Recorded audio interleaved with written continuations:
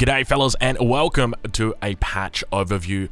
We have got the lovely pleasure of witnessing the very first true patch of Age of Empires 4, and we're going to go through the patch notes live. We're going to do it right now, and we're going to just begin scrolling. I'm not going to bother reading anything that they've got. We're going to go straight in through to the meat and the potatoes of this patch. So let's take a look. Features based on community feedback, the ability to enable in-game scores for those who wish to have them. Now, do note that is only for custom games. You can see it right there, or skirmishes. The ability to view the map post-match is something you've asked for. We're going to make changes that allow you to do that. With this update, you'll be able to pan across the map and get a better view of all player strategies after finishing your game. Please note that after pressing the continue button, you will be taken back to the post-game statistics screen and will no longer be able to switch back to the map. So I think that they're going to be changing that in the next update. Updated. We've heard feedback. So these are the updates they've got. Icon sizes are noticeably reduced. New Wonder icon matches the HUD objective icon. Primary town center is now noticeably larger than landmarks. Deer icon appears smaller and is not obscuring other resource points even when the camera and map are rotated. Small gold deposits icons match large gold deposit icons but can be told apart from one another on the minimap. Relic icons are now in gold. Fish icons are slightly blue. Fish icons no longer appear in shallow streams but remain in deep water. Interesting. That is very curious. Maps such as Ancient Spires, Danube River, Confluence, and Mongolian Heights have no fish icons present on the minimap with fish present in river. Maps with large bodies of water retain fish icons in deep water areas. Very, very cool. We've moved the Chinese Dynasty button and user interface to a less prominent position on the screen. Hallelujah. Garrison behavior has seen adjustments to better put you in charge of the decision making, while also ensuring your economy stays as efficient as possible. You can turn off one-click garrison, meaning your villagers will no longer automatically load into a hold when right-clicking and will instead need to be summoned to safety using the command card icon. As well, when you ungarrison villages, they'll respond to rally points and immediately get back to work. This is great. This is great. This is exactly what they need to do. They need to make this as efficient as possible, and it sounds like that's exactly what they're doing, or at least as intuitive as possible, because at the moment it's not. But I'm curious to see if that's going to have any interesting interactions with the way the town center works, but we'll have to take a look at that. We've introduced new options to the campaign mode that'll allow you to easily jump back into the game and test a strategy, and some selection improvements have been made in this build. With the update, you should be able to find, oh my god, thank fucking god, dude.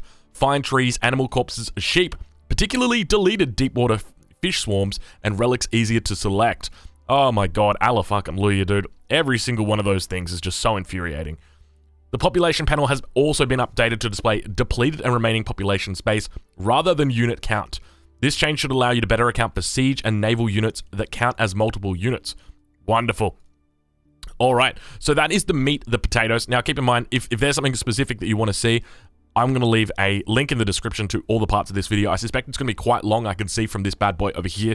We're going to be going through the notes. We're going to be analyzing it as well. And now we're getting onto balance, which is the most important part of this, as you guys know. So we're going to talk about this. We're going to go through, dissect each one of these changes. So look, we're sitting at 3 minutes of video length right now. I wouldn't be surprised if this goes out to an hour video. But let's take a look and see what we've got. All civilizations. Spearmen. Bonus damage versus cavalry increases from 3 to 3.5. Okay. So they do 9 damage. Then it was 18. So now they would do 9, 18. So it would be like 23.5. Good change. But this really fucks up horsemen. This just makes horsemen even weaker. Crossbowmen, bonus damage versus heavy class increase from 6 to 9. That's good. They needed to be stronger because at the moment, men-at-arms and lancer were way too strong. Elite crossbowmen, bonus damage versus heavy class increase from 8 to 11. Okay, so they scaled that up as well. Horsemen all rank. Ranged armor increased from 0 to 1. That's actually good. That balances it out. It makes the counter system a little bit stronger as well. So spearmen are going to do better against horsemen, but horsemen are going to do better against bows. So that's a really, really good change. Early horseman health reduced from 125 to 100. This is a Mongol nerf. Wonderful. Horseman health reduced from 155 to 125. Oh my god, they're just killing horsemen. Veteran horseman health reduced and elite horseman health reduced. Hand cannoneer damage reduced from 42 to 35. That's a good change. Battering ram movement speed reduced from 3.5 to 3. The health reduced from 900 to 700. Population cost reduced from 3 to 1. And range armor increased from 15 to 30. Mangonel weapon. Dude, battering rams are fucking awesome. I mean, they're still weaker. Cost on cost. Like, you're paying 300 resources for a slower weaker unit with more ranged armor. So I'm trying to think of the circumstances this would affect it. Like maybe the crossbows probably would have gotten an effect there. Actually, no, the crossbows only work against like an armor type unit, and that's a siege unit. So it probably doesn't affect that. Mangonel weapon reload time reduced from 8.75 seconds to 6. They buffed Mangonels? Mangonel weapon area of effect shape changed from 180 to 360 degrees? I have no idea if that's a buff or a nerf. I wish they'd say in brackets there, like, nerf. Rebaldequin fire armor increased from 0 to... Oh, they buffed the fire armor of the Rebaldequin. I like that. That's good. So, fire armor, for anybody wondering, fire armor, different from ranged armor. Ranged armor is going to be like any sort of like crossbows, archers, any of that thing. Fire armor is that siege damage. So, they've actually buffed the fire armor of the Rebaldequin, which means that scouts are going to be a lot less effective against it. Horsemen, less effective. Villagers, less effective. So, that's really cool. I don't think I've ever seen that before. I mean, this is the first patch, so obviously you haven't seen it before, Drongo, but you guys get what I mean. I didn't think about that. That's super duper cool. So that's all of the core units. Now the naval. Fishing boat wood. Oh, beautiful. Wonderful. Fishing boat wood cost increase from 60 to 75. Great.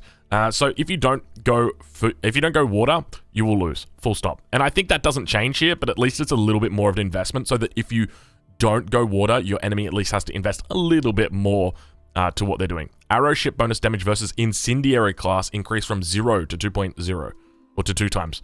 That's a good change. I mean, the problem is that detonation range. Hopefully they've fixed that, the detonation range, but I mean, we'll talk about that. This is a good change. We've talked about this before, the way that the interaction works between the 4 different types of units, and arrow ships need to be able to defend against incendiary class. So that's your explosive douse. Core buildings and outposts. Outpost arrow slit emplacement now also increases garrison arrow weapon range from 6 to 8. This was a really interesting thing to note. So if you got arrow slits, they fired further than the garrison, but now they won't. It will be the same, because I always used to wonder, like, why the heck is that firing so fast? It was because they would get the arrow slit emplacement. But this is going to be very strong. This is a buff to Mongols and their tower rush massively. Because they're now able to shut down. So you can go age 2, get arrow slits, and just shut down so much more range with your garrison. Actually, it's not super duper, because like you wouldn't have been able to have villagers on those resources anyway. Elite army tactics, attack, health, and damage increase from 10% to 20%. Big buff to infantry in the late game. I'm looking at men-at-arms, and I'm thinking men-at-arms have been untouched throughout this. Relatively, I mean... Crossbow did get a buff, but this is such a small buff, though. I mean, it'll add up, though, right? Like, you got 10 crossbows, that's an extra 30 damage in the late game, and it's going to be, like, pretty immediate as well. We'll have to see, but, I mean, Mangonels got buffed as well, and if you make crossbows, then your enemy just makes Mangonels, and then, yeah, you're kind of stuck. All right. All units elite rank technology research time reduced from 90 seconds to 60 seconds. This is pretty good. I like this a lot. This is a big buff for Delhi as well, because it reduces that base train time. This is really good. So for anybody familiar with AoE 2, I think the longest upgrade over there was Wheelbarrow, which was 45 seconds. And you've literally got technology that takes 90 seconds. You know, as a China player, I don't really feel that a lot because I've got stuff that's supervised, but that is a massive reduction. So really, really nice there. Helps out the late game, helps that person who reaches Imperial age. You know, if you're getting pushed in or something like that, you've just hit Imperial, you're going to be able to hit that tech, and then you only have to hold out for 60 seconds and not 90. So very, very nice. Abbasid Dynasty. Phalanx technology moved from the House of Wisdom to the Barracks. Interesting. What type of dynamics does that force? I mean, it means that if you're going for a fast castle, or if you want to get, you know, another military tech at the same time, it's just like, it's a nice little buff. That's essentially it. If you've got spears out and you want to get your phalanx tech, you're going to have barracks out. You're typically going to be using your House of Wisdom, whether for aging up or something like that. So it makes sense to put it there. So I like that a lot. And they've just moved composite bow tech to the archery range and camel handling to the blacksmith. I think those are all really good changes. That's super duper good. The composite bow going to the archery range as well. This is such a good tech. I think it's attack speed, or attack reload animation reduced by 25%. So it's a big buff. Oh my lord, look at the Chinese buffs. Please tell me those are all buffs. Official tax collection ability cooldown reduced from 30 to 15. Chukunu, all ranks, food costs. Oh my fucking god. 60 to 20? The health reduced from 90 to 70. Okay, welcome to China being S tier. Far out. Oh, 60 to 20? What? So it's going to cost 20 food, 30 wood, 30 coin? I mean, it's still expensive, but like, I don't even need food anymore. I just... Okay, maybe they're viable. We'll have to check. We'll have to wait. We'll have to see. That is going to be very, very potent, though. Just going for a quick +1 and just going for the dynasty straight away. That is going to be very strong. I don't think you'll see China go double TC anymore. I think you'll see China go straight for Song Dynasty. They will probably look to get it in their age up and then just go straight into Chukunu. But keep in mind that the Horseman buff actually helps them out very well against Chukunu, primarily because it's 1 armor. So Chukunu will do a base of 4 damage. 4 damage. So then -1 for that armor. So it's down to 3. And then if you get +1 armor, it's down to 2. Now, obviously, they can then get +1 attack, which takes it back up to 3. And then you times that by 3, so it's 9. And then that's for each one of them. So that would mean that you're going to be looking at 9. So you need like 14 to one-shot. Still pretty decent. I think this might have been an overkill, but we'll have to see. We'll have to see. Chukunu, all ranks, training time reduced as well. Nest of Bees movement speed increased. Oh, they totally buffed the Nest of Speed. Weapon minimum range increased from 2.5 to 3. The health has been reduced from 240 to 200, a good change. Training time has been reduced from 45 to 40. Nest of Bees damage increased from 8 to 10. These are all acceptable buffs. So essentially, they just make it a little bit weaker. So they're kind of reducing the cap on the clock tower and the way that the Nest of Bees works for that. So that is a good decision. But at the same time, they're making it so that it's faster because it was so bloody slow. Pyrotechnics technology moved from the Siege Workshop to the University. Oh, that's good. I do like that. That's a smart change. So pyrotechnics is the reason why China wins late game. If there was if you ask me, hey Drongo, you can play any civilization post-imperial, even with your enemy, which civ do you pick? I don't pick any civ other than the Chinese, and it's because of pyrotechnics. Pyrotechnics is what makes it so strong.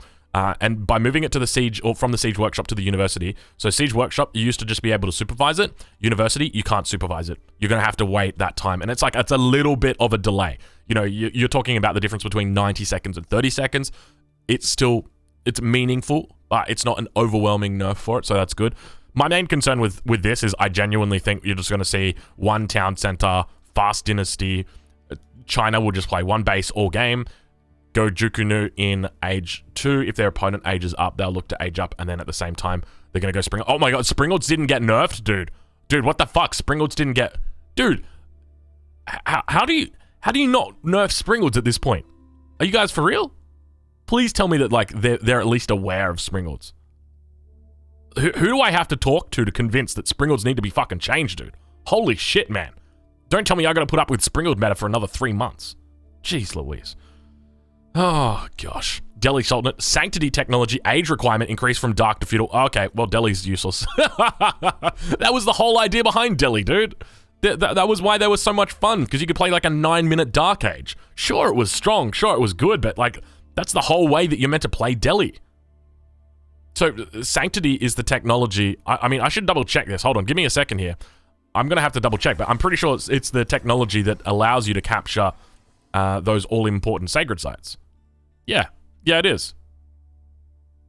I guess we just saw, because we saw people rushing sacred sites, Scholar research system has been adjusted to correlate with the civ's viable opportunities to produce scholars.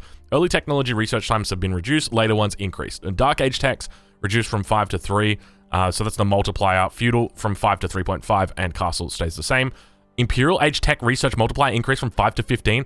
Yo, Delhi just got blown the fuck out of the water, dude. Holy shit, man. The only viable Delhi strategy... I mean, actually, they're still pretty viable on water maps, or hybrid maps, I should say, just because of their fishing boats. But, bro, all of my Delhi bros are down right now. Fitzbro's crying, Snooper is crying, Like Zertin is it Zertin or Vortex? Vortex is crying. It's like Vortex, man, I feel so bad for you, dude. Holy shit. So Sanctity technology age requirement increased from dark to feudal. This is massive as well. So now they only have one way that you can really play them. I mean, not necessarily. I mean, you can still play, they can... Yeah, okay. We'll see. English, longbowman setup capability will now deactivate if the longbowmen enter combat. Beautiful. Wonderful. But are they just going to be able to keep changing it? But then if they're... Or keep, like, charging it? But then if they're in combat, I just hope it, like, yeah. Armor reduced of French Hulk from 6 to 2. Get fucking wrecked, French. Bro, good luck to the French after watching Beastie take down that French player, dude. Yikes, dude. Yikes. So is that now a unique Hulk? Is that what we're calling that? You guys didn't make like an early Hulk, quote unquote. You just called it a French Hulk?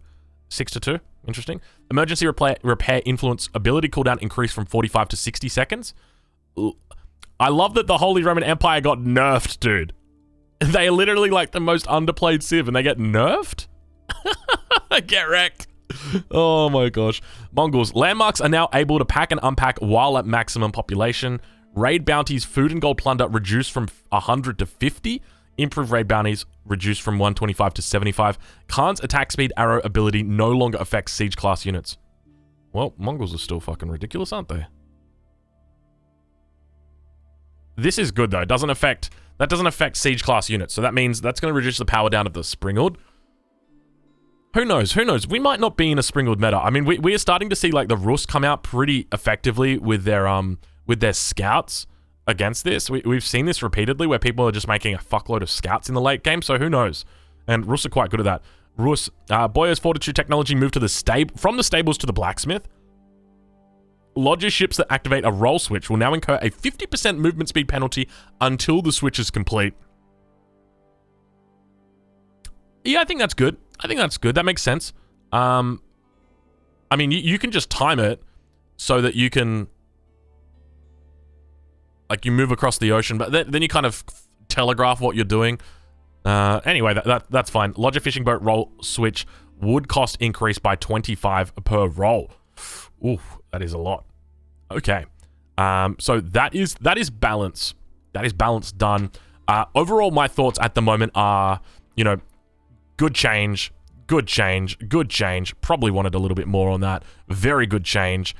A little bit curious about why they nerfed the Horseman HP. I don't know. Maybe they had some sort of information that it was already... Like... Dude, Horsemen are trash now. They gave it an extra 1 armor, but they just reduced the HP by that much. And then they buff spears at the same time? Horsemen were already trash. That's why they gave them 1 armor. Whose idea was it to also reduce their health? That's curious. That's a correct buff. Or rather, nerf. These are all good changes. I do like these changes. It's going to make it, Rams stronger in the late game as well, because they're not 3 pop now. And it's still very expensive for you to put down a Ram. Obviously, they're shittier Rams. Mangonel reload time reduced. I don't know why Mangonels needed a buff, but apparently they did. I don't know what this does. Reboldequin fire armor increased. I think this is good. Any buffs to the Reboldequin are welcome. They just get absolutely wrecked by siege. Naval. This is a great buff. A great nerf. I absolutely love that. Really, really good here. This is a great change on the arrow slits. This one is very, very good. It's going to help out that all in... you know what? Elite Army Tactics, I'm 99% sure, is the... it's the upgrade for your spears and your men-at-arms. Elite Army Tactics. Yeah, it is. Fuck, that takes 22 minutes, dude. That is so wild. Oh, my God. Okay. I mean, late game... Already we see like the dominant unit comp, at least in my game, seems to be men-at-arms and spears with like bombards and springalds in the late game. Like, to me, I just see China just going ham with this, dude. Because this is like what China loves, dude. 20% on spears and men-at-arms or their palace guards. Like, fuck yeah, man. I'll take that. All of the Abbasid changes are really nice. Quality of life changes. I do love them. The Chinese ones, I mean, the tax official, I mean, the tax collector really just needs to be overhauled at this point. Or not overhauled, but there just needs to be some like core changes. This is a good step towards that change, though. This is very questionable. I'm suspecting we're going to see a lot of this in the meta. Get ready. Also, the training time reduced, so they're going to be 5 seconds each. Oh my god, it's going to be wild. Oh god, there's going to be a lot of China. Get ready for a lot of China, guys. At least the Nest of Bees is a viable unit now, so at least it looks viable. Damage has been buffed up by 25%. Training time reduced by 5. The speed has been increased as well, so they're not going to get picked off as easily now by scouts, by all those other good little things. Delhi is dead in the water. Like, sorry, Delhi. And especially sorry, Imperial Age Delhi. Like, oh my lord, I feel so sorry for you guys. Sanctity, like, going... I mean, Sanctity was really good. You guys have got to accept that, but at the same time, it was like...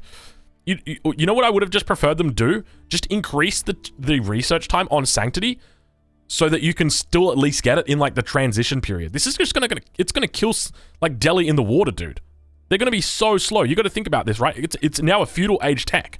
So the research multiplier goes from 5 times to 3.5. So, like, technically a buff. But at the same time, it's like... It's a nerf, because you're now in the feudal. So, like, okay, before Sanctity, you could finish it at, like, 430. If you did the best build, the double mosque build. Now, you're not going to be aging up until 430 on a standard map. So now I've got to get my Sanctity queued up immediately. I'm probably going to be having it coming in at like 7 minutes, maybe 8 minutes. Bro, like, Delhi's just going to be useless on all those maps now.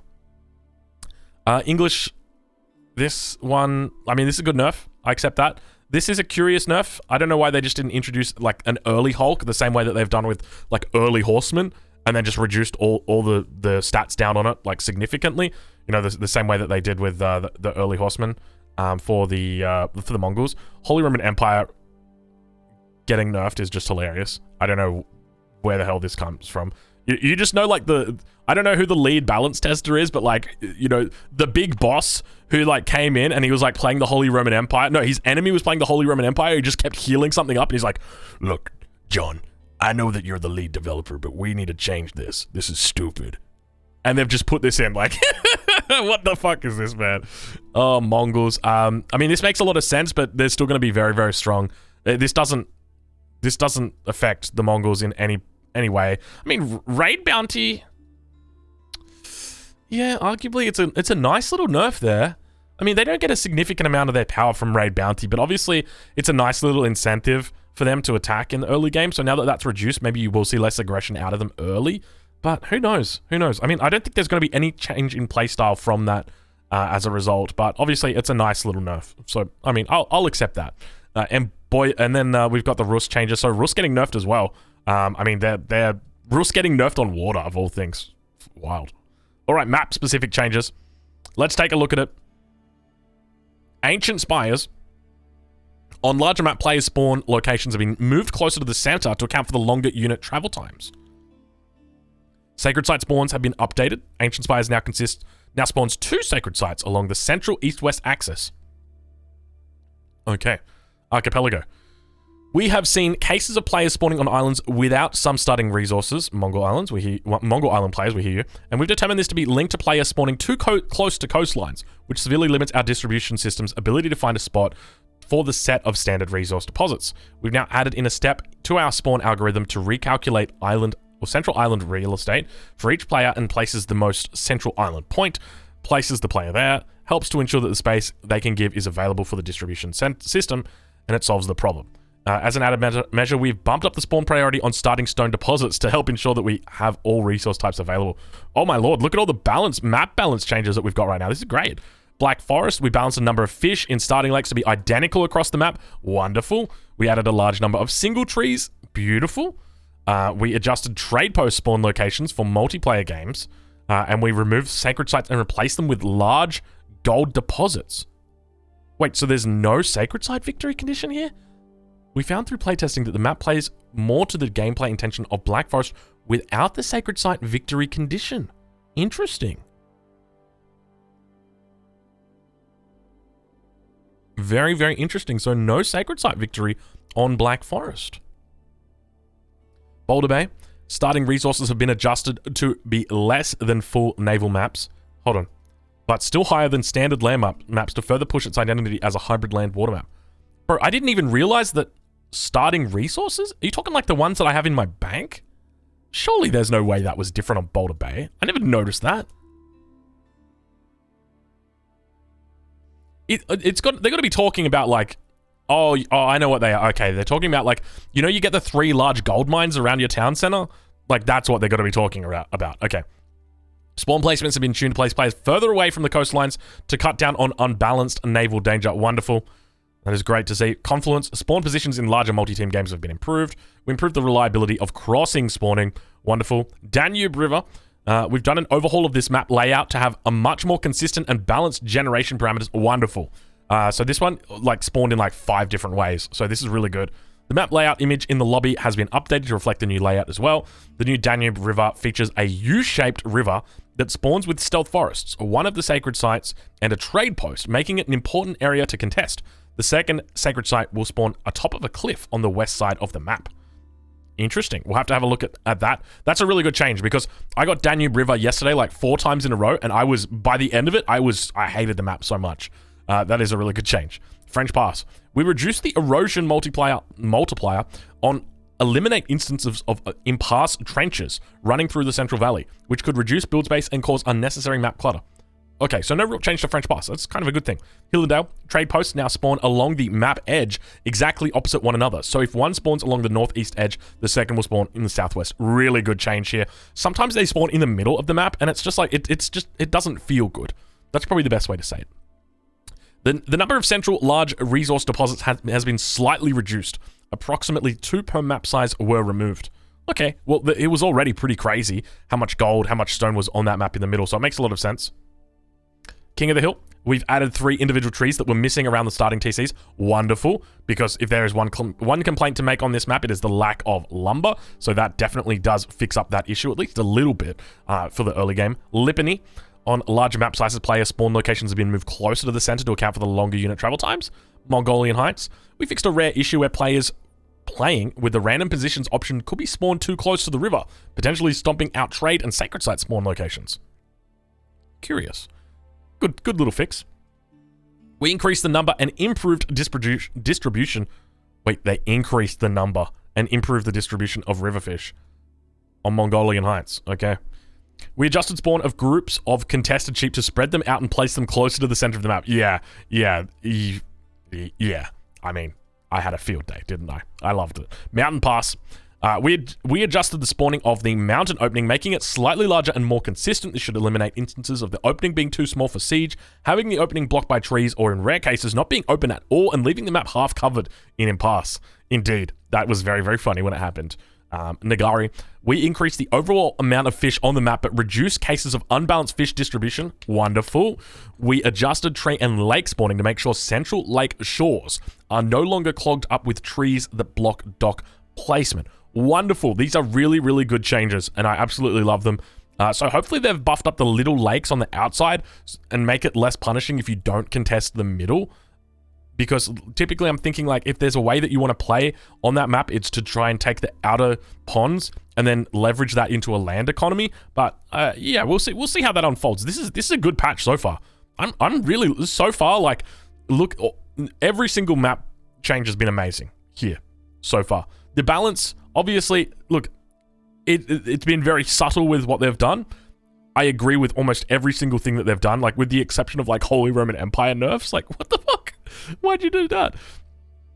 Not a significant Springald nerf, not a significant Mongol nerf on their Uvu gather rate. I feel like that's just still way too high. The fact that my enemy can get out 5 units more than me before 5 minutes is absolutely wild. But anyway, bug fixes, stability fixes. For specific crash types, you can no longer cancel unbuilt stone wall intersections to refund an additional rocks.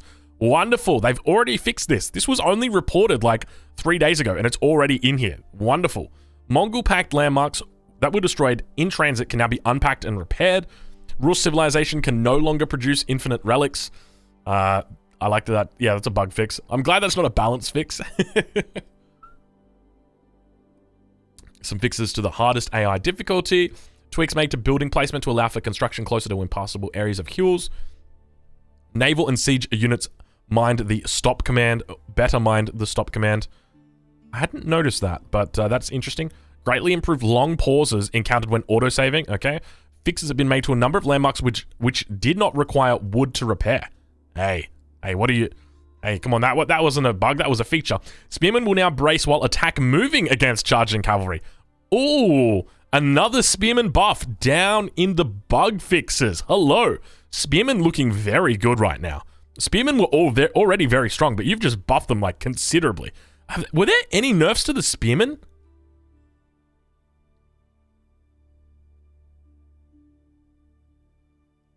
Bro, Spearman is fucking S tier right now. Holy shit, dude. Okay, what else have we got in here? Let's keep going down. Oh, hold on. Oh, those are bugs for specific... Oh my lord, dude. So many bug fixes. Okay, warship production button has been moved so that it does not cover the ungarrison button in the dock. Tower War Elephant has been renamed the Tower Elephant. Good change. Siege Engineering Field Unit construction icons are the correct background color. Dock technologies have been rearranged to accurately match the age in which they're available to research. I never actually realized that was how they were laid out. Dock technology buttons have been rearranged to be consistent across civilizations. Warships now correctly fire with all cannons while attack moving or acquiring targets while idle. This is very interesting. So if you attack moved with your big warship, it would fire like one cannon. And then if you right-clicked, it would immediately fire all cannons. Very, very curious. So warship cannons will now correctly damage ships when shooting directly at their front. Ah, so that was a bug. So that directional armor concept, it is out the window now. Crossbowmen no longer gain +1 range after gaining the incendiary arrows technology. That must have been left over. That wasn't on the tooltips. Stone walls now have the correct health value when being placed. Land traders are now correctly treated as cavalry, so they get trained, or they get countered by spears. Dude, I'm telling you, dude, this is going to be like, this is going to be the spear meta, dude. This is going to be the spear meta, and I'm loving it. Landmarks which act as town centers now have the textiles technology available. Very nice quality of life change. The market trade exploit has been fixed by preventing multiple selected markets from issuing multiple buy-sell commands in a single click. Hey, you guys putting band-aids on things? Come on here. So you're telling me, like, my guy who's over here... Oh, you know what? You can actually get around the market trade thing anyway. You can just hold the key down. It should be fine. You know what? That makes sense. I'll accept that. You know what? I'll accept that. Berry bushes should no longer be stomped by buildings. Hallelujah, dude. Hallelujah. We have replaced stone bridges with fords on river maps while we investigate an issue where AI would not properly pathfind across bridges. This does not affect player units, but it does impact matches played co-op versus AI or skirmish. This is nice. I actually like this a lot. It means it's much easier to wall on those maps, though. So one thing to note. Various tooltips change have been made to better match in-game behavior. All right, so now we move on to the civilization-specific bug fixes. Abbasid Dynasty. So I'm going to go through this. I know a lot of you guys might roll your eyes and say civ-specific bug fixes. You got to understand, a lot of this is going to be balance changes as well. Because if they fix a bug, like, let's go just quickly down to the Holy Roman Empire. Do they fix the prelate? If they fix the prelate in here, bro, that's a buff, dude. That is a fucking buff. Okay, Abbasid Dynasty. Camel barding now correctly provides armor to camels. Wonderful. That's a buff. Because it didn't before. We have removed the scout from displaying under the Abbasid Siege Workshop in the tech tree. That's a buff. Throw it in there. Throw it in. Imams with the faith technology can no longer convert enemy religious units. That's a buff. No, it's not a buff. Trade ships now correctly generate bonus resources. Tier 3 Golden Age now correctly reduces the production time of all units and not just the first tier of each unit type. Oh, that is massive. That is huge. Elite army tactics and boot camp upgrades will now correctly stack with each other. There you go. Massive buffs as well for Abbasid. House of Wisdom techs now display the unique indicator. Camel unit base armor has been properly applied. The icon... Wait. Does this mean that camel riders are actually good now? Maybe it does. The icon background color of the Abbasid military wing has been updated. Armored caravans no longer provide siege armor and correctly provide ranged armor instead. A good change. A very good change. Boot camp upgrades no longer increases the attack speed of archers, and improved processing no longer provides a 100 bonus to stone collection. That seems like it's a pretty good buff. Decent nerf. All right, Chinese. Reload drill technology now correctly modifies the attack speed of bombards. I don't know if that's a buff or a nerf. I imagine it's probably a nerf because I felt like they fired so freaking fast with it, that tech. Officials can now supervise keeps, universities, and blacksmiths. Oh my god, I take it all back. Remember what I said about earlier? Pyrotechnics being in the university was a nerf. It's not. And this is a massive buff. You can now get your blacksmith +1 upgrades, +2 upgrades, +3 upgrades out super duper quick as the Chinese. This is a massive Chinese buff here. Battle-hardened technology has been moved to correctly align with the men-at-arms icon. So that's the +20 HP that the... it's not the men-at-arms, it's the Palace Guard icon. Thank you very much, my friend. Towers with the extra materials technology will no longer repair enemy wall. There's a buff. Hey, we take those. We take those. Can you imagine that? You're like sitting there sieging down a wall and you're wondering why the hell they're just healing magically with your tower nearby? That's hilarious. Pyrotechnics technology moved from the siege workshop to the university. We've already seen that one. Chokunu has its wood cost reduced when trained from a building within the aura of the Spirit Way. Wonderful. That was very annoying. Battle-hardened technology moved from the Spearman column to the Men-at-Arms column in the barracks. So that is the same thing here. Reload drills technology moved to the Bombard column in the Siege workshop. Okay. Delhi Sultanate tech tree will now correctly display base research time of every technology. You know what? I really would have preferred, instead of them putting like civilization-specific bug fixes, I appreciate that, but they probably should have done it all in like the same area, because these really should be read together.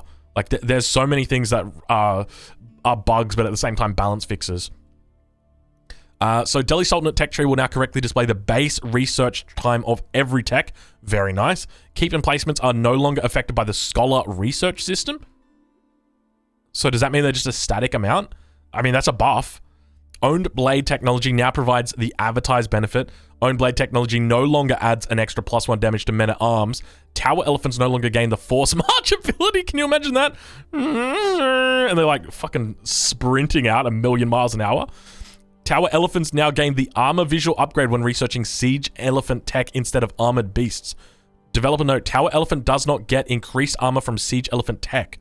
This is to help visually distinguish the upgrade. Okay. What was my question going to be? My question was going to be, did they not fix the Tower of Victory, aka the Tower of Defeat?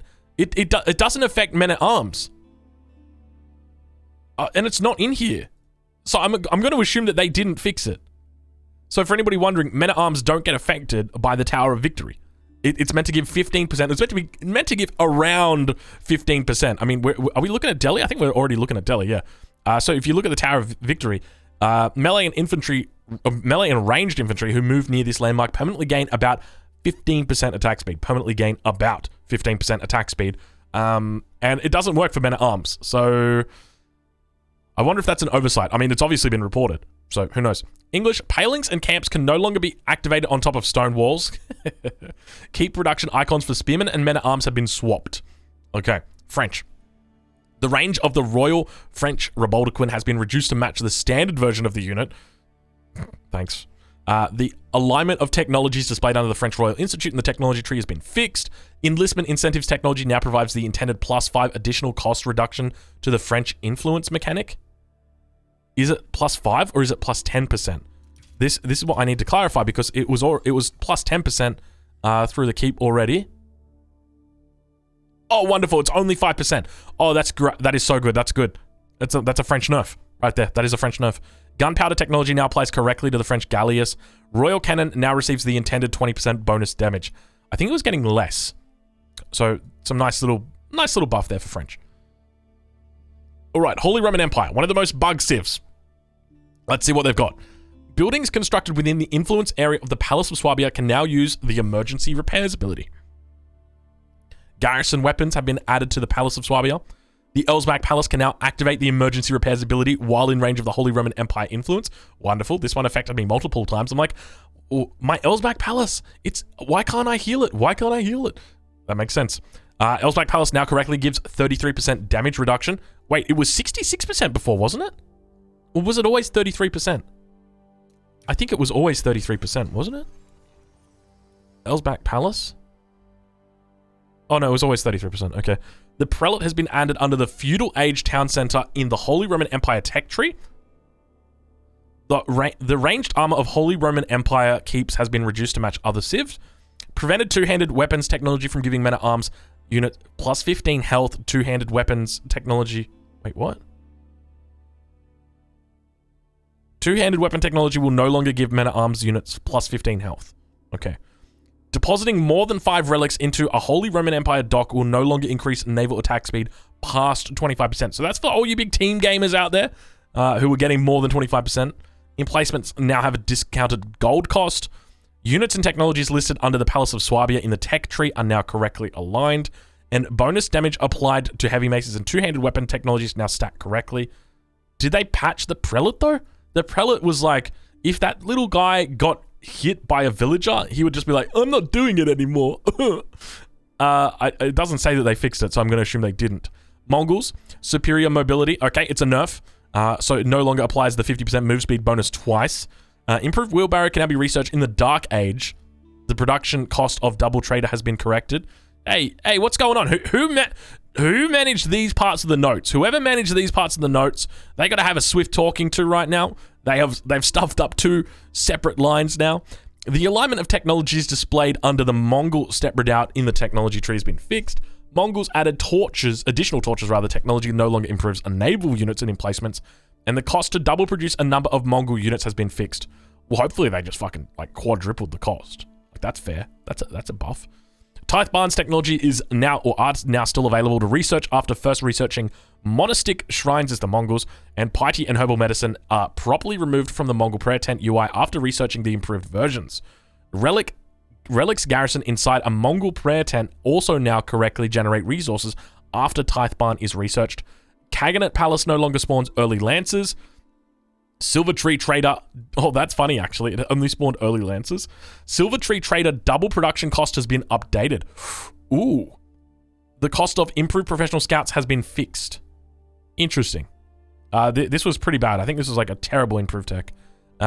Curious to see exactly how they go with this, but there's a couple things that they still haven't really addressed. I'll outline those. But anyway, we'll go into Rus Scouts hunting weapons now benefit from the professional scouts bonus. Rus Scouts hunting weapons and now benefit from the Lodya attack or transport ships and fishing ships conversions no longer have the age 2 requirement.